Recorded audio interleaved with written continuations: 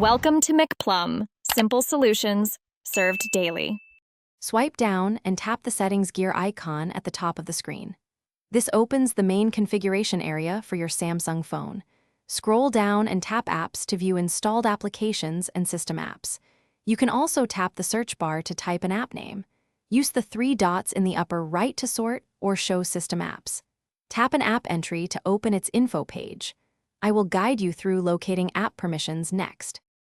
On the app info page, tap Permissions to view current access settings. The page lists permission groups like camera, location, microphone, and storage. Tap any permission group name to see whether access is allowed or denied. Use the toggle beside each permission to change access immediately. If you prefer an overview, return to Settings and open Permission Manager. Permission Manager shows all apps grouped by a specific permission for quick review.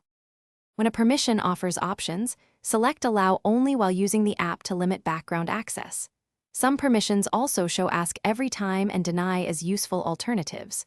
Revoke permissions for apps you do not use to reduce privacy and battery risks. For apps with critical functions, grant only the minimal permissions they require. Review permissions weekly and use Permission Manager to audit location and camera access.